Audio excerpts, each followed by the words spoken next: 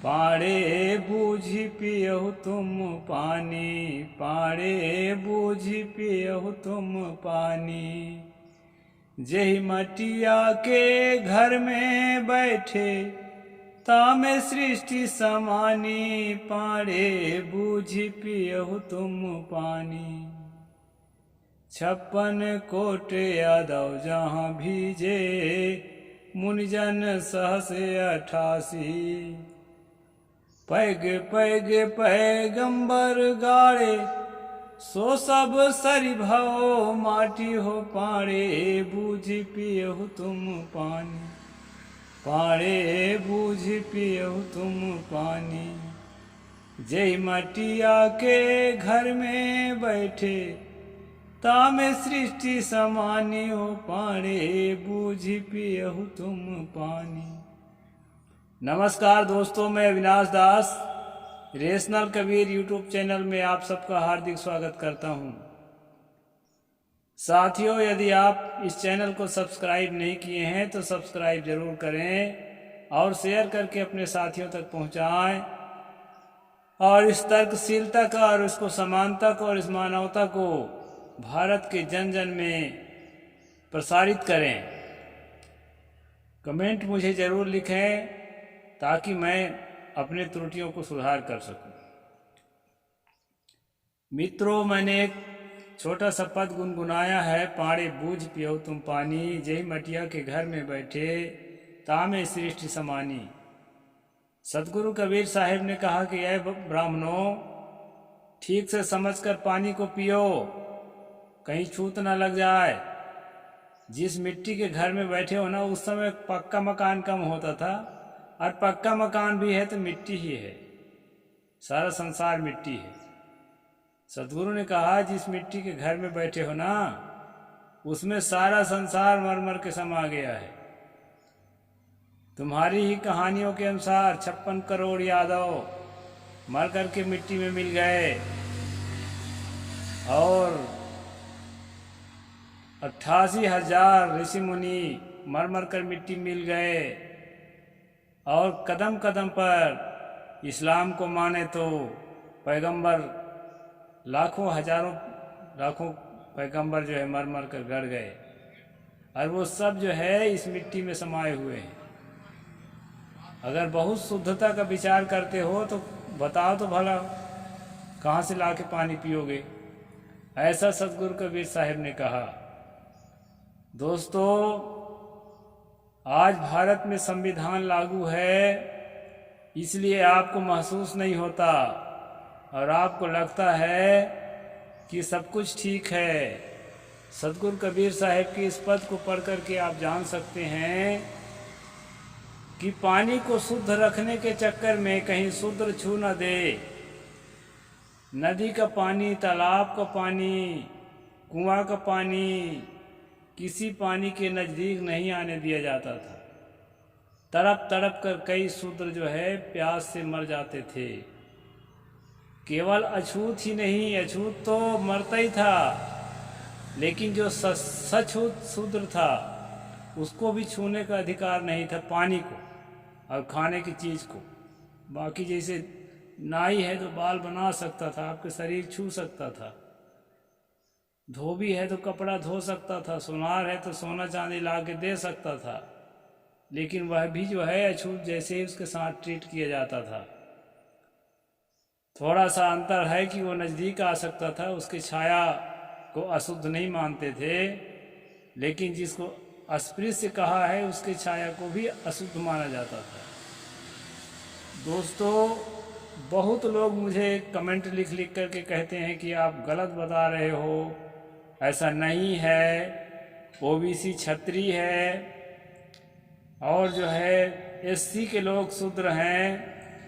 तो दोस्तों, आज मैं उसी के लिए आपको तैयार कर रहा हूँ।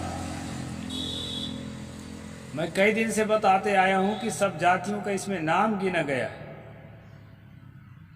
इसके आधार पर मैं कह सकता हूँ कि सारे ओबीसियों को शूद्र श्रेणी में रखा गया है।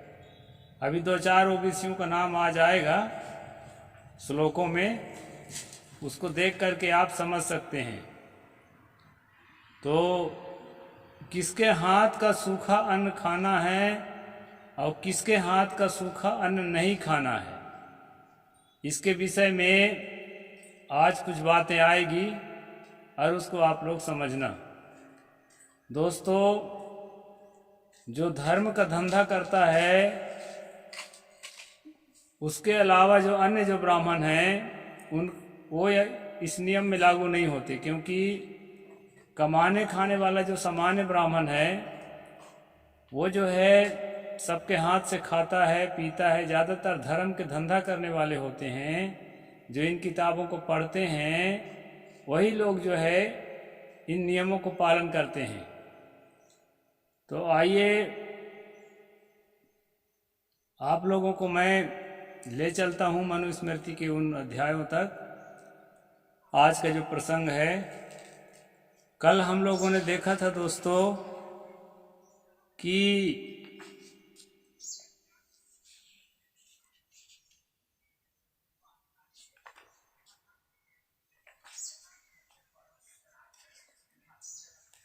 जातियों का नाम नहीं दिया था, आज जातियों का नाम सहित है। अभी सशक्त संडस्य पुंडश्च दाम्भिकश्च सुक्तम पर्युषितम चैव शूद्रस्योषितम च। जन अपवाद से दूषित, मतलब जिसका जो है संसार में बदनामी हो रहा है किसी कारण से, किसी भी जाति का हो, ऐसा आदमी के हाथ का अन्न नहीं खाना है। जो नपुंसक हो, नपुंसक मतलब जो किन्नर होता है, किन्नर का हाथ का अन्न नहीं खाना है। अब एक बात मैं बता देता हूँ दोस्तों, किन्नर जो है एक प्राकृतिक स्थिति है। कोई पुरुष अपने पुरुषत्व में पूरा नहीं होता, कुछ अंगों में कमी होती है। कोई स्त्री अपनी स्त्रीत्व में पूरे नहीं होती है, कुछ अंगों में कमी होती है, तो उसमें जो है उसका कोई दोष नहीं है। लेकिन यहाँ मनु लिखा है कि नपुंसक के हाथ का भी नहीं खाना है, व्यभिचारी के हाथ का, और कपट का भेष रखा है ऐसा कोई साधु है या ब्राह्मण है और धर्म का पालन नहीं करता है, उसके हाथ के अन्न भी नहीं खाना है। सिर का बासी और शूद्र का उच्चिष्ट अन्न न खाए। शूद्र का मतलब ओबीसी, जिसको आज बोलते हैं पिछड़ा वर्ग। अभी मैं सब जातियाँ 2-4 गिनाऊंगा, उनके हाथ का भी अन्न जो है खाने के लिए यहाँ मना कर रहा है। चिकित्सकस्य मृगयोः क्रूरस्य उच्छिष्ट भोजिनः उग्रान्नं सूतिकान्नं च पर्यचान्तं मदर्शिकम। वैद्य का अर्थात डॉक्टर लोगों के हाथ का भी अन्न खाना जो है मनु जी मना किया है। व्याध का, जो कसाई का काम करता है, क्रूर का, जो दुष्ट स्वभाव का है, जूठा खाने वाले का, भयंकर कर्म करने वाले का, और सूतिका। ये सूतिका का अर्थ दोस्तों मैं नहीं जानता, यदि आपको मालूम हो तो कमेंट बॉक्स में लिख करके बताएं, तो फिर मैं अपना सुधार कर लूँगा। तैयार किया हुआ अन्न न खाएं। इस पंक्ति में बैठकर खाने वालों में किसी के आचमन कर लिया हो, आपके साथ में अगर भोजन एक साथ कर रहे हैं, उनमें से कोई आदमी पहले से अपना हाथ मुंह धो लिया तो भोजन करना बंद कर देना चाहिए, ऐसा यहाँ मनु ने कहा है। आगे चलते हैं दोस्तों। अनिर्चितम वृथा मांस मावार्यस्य योषितः दुसन्नम नगरण्यम पतितान्य वक्षुतम। सम्मान पूर्वक जो अन्न न दिया गया हो, यानी कोई अहंकार पूर्वक जो है आपको खाने को दे, उसको न खाएं। वृथा मांस, जो देवता और पितरों को अर्पित न किया गया हो। यहाँ मांस खाना मनु कहीं भी मना नहीं करते हैं, न ब्राह्मण को न गैर ब्राह्मण को।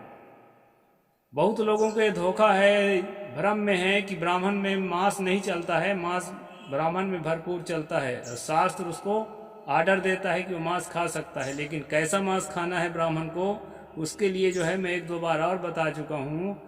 मंत्रों से अभिमंत्रित करने के बाद जो उसमें हवन करते हैं, अपने भगवान में, अपने देवता में जो है अर्पित करते हैं, इसको ऐसा करने के बाद ही ब्राह्मण मांस को खाए, किसी भी मांस को।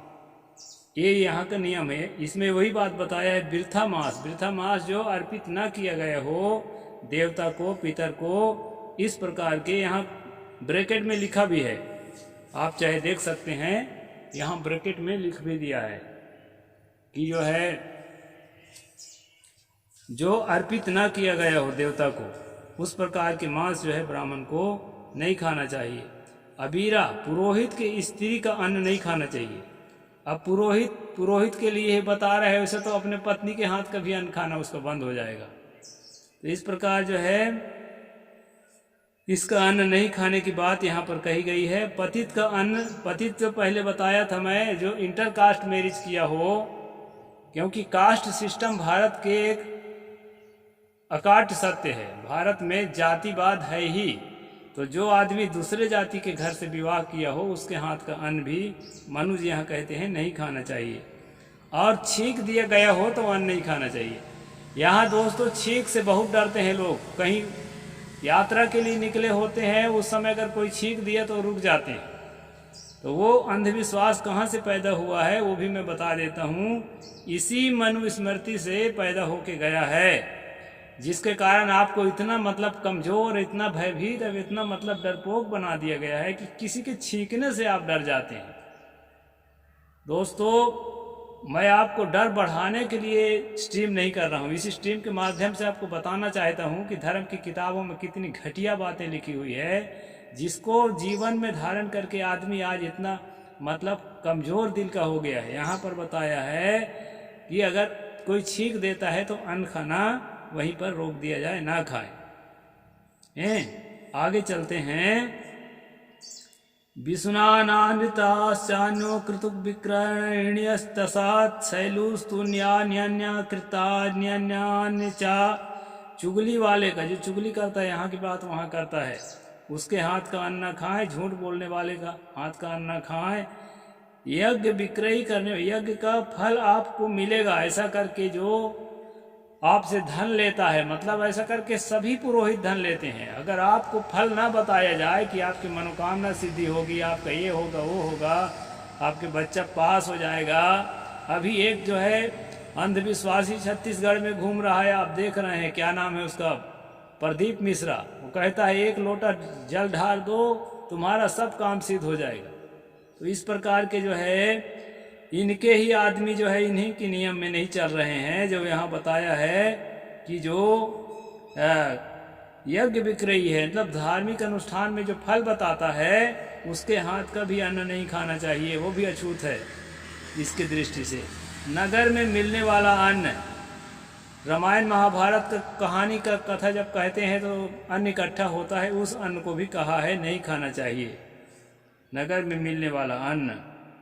अब पतित का अन्न अच्छा, इसको आगे बढ़ गए हैं, आगे चलते हैं। चुगली खाने वाले, झूठ, यज्ञ विक्रयी, धन और दर्जी, नट, अभी मैं आपको बता रहा हूँ।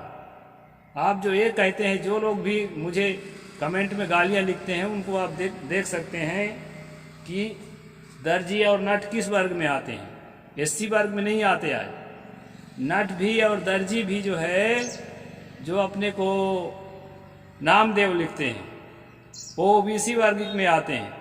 तो ओबीसी वर्ग के इतने जातियों का नाम लिखा है, और संक्षेप में कुछ नाम और गिना देता हूँ। कर्मकारस्य, निषादस्य, रंगा, तारकस्य, सुवर्ण कर्तुकेश, छात्र शास्त्र विक्रयी तथा लोहार, ये भी ओबीसी में आता है। केवट, निषाद जिसको बोलते हैं भी ओबीसी में आता है। रंगोपजीवी, रंगरेज, ये भी ओबीसी में आता है। सोनार, सोने का काम करने वाले, ये भी ओबीसी में आता है।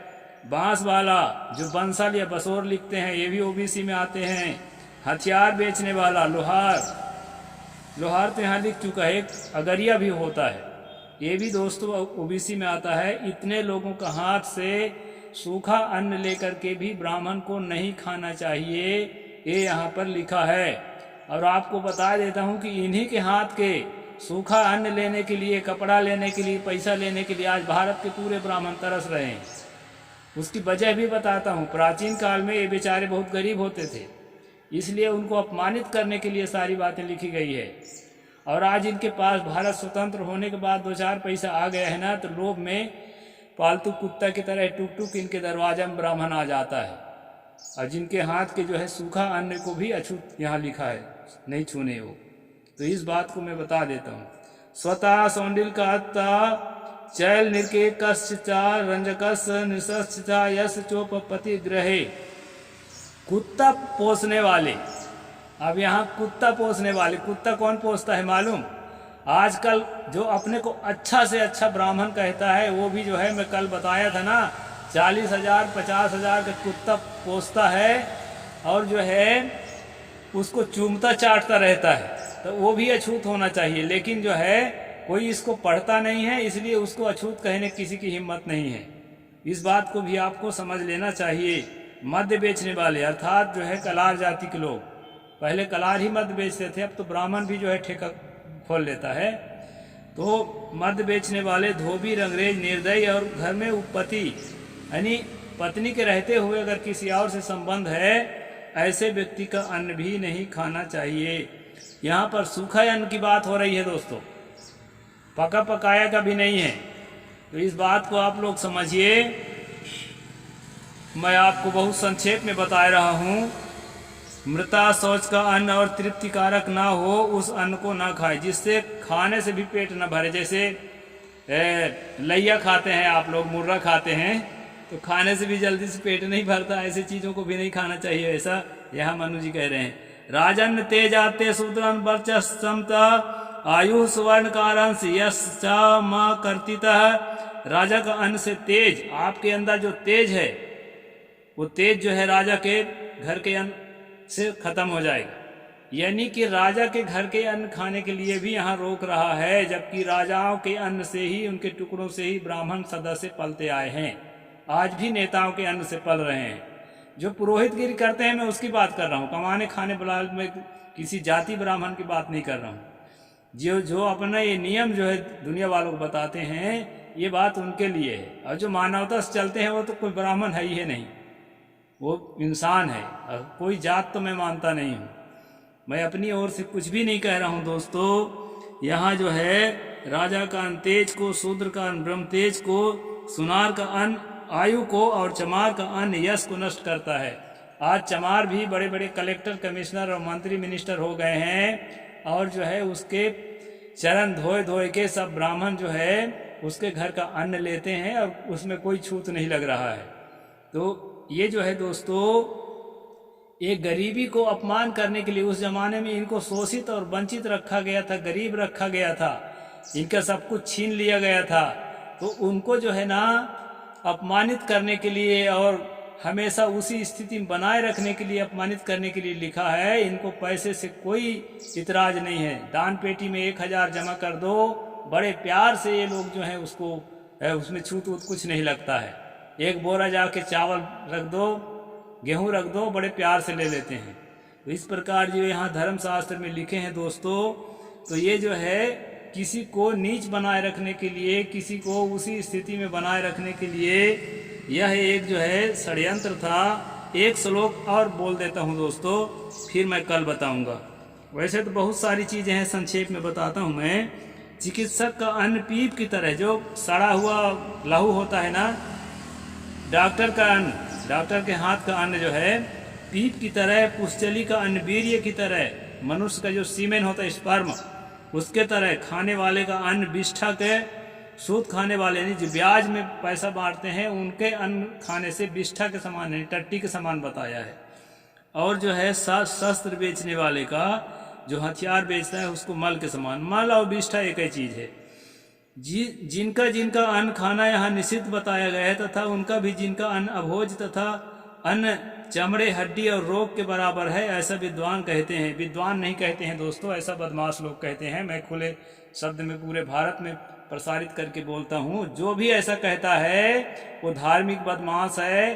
किसी का अन्न अशुद्ध नहीं होता है, सबका अन्न शुद्ध होता है। अन्न से प्राण की रक्षा होती है, इसलिए सुनार का अन्न, तेली का अन्न, कलार का अन्न, चमार का अन्न, सबके अन्न शुद्ध होता है। यह बात मैं अपनी ओर से कहता हूँ। और जो है आगे एक श्लोक जो मैं बोला था उसको बोल दूं। नाच्छा शूद्रस्य पाक्वान विद्वान श्राद्धान द्विजः आदति तामे वासम वृत्ता वाके रात्रिकम। यहाँ पर छूट दिया है ब्राह्मणों को। क्या छूट दिया है? कि यदि भूख से मर रहे हो तो एक दिन के लिए चला लो भाई। क्या कहते हैं सुनना है? विद्वान ब्राह्मणों को श्राद्ध आदि पंच यज्ञ के अनधिकारी शूद्र का पकवान पकवान भी नहीं खाना चाहिए, किंतु खाने की कोई वस्तु न मिलने पर एक रात निर्वाह योग कच्चा अन्न उससे जरूर ले ले।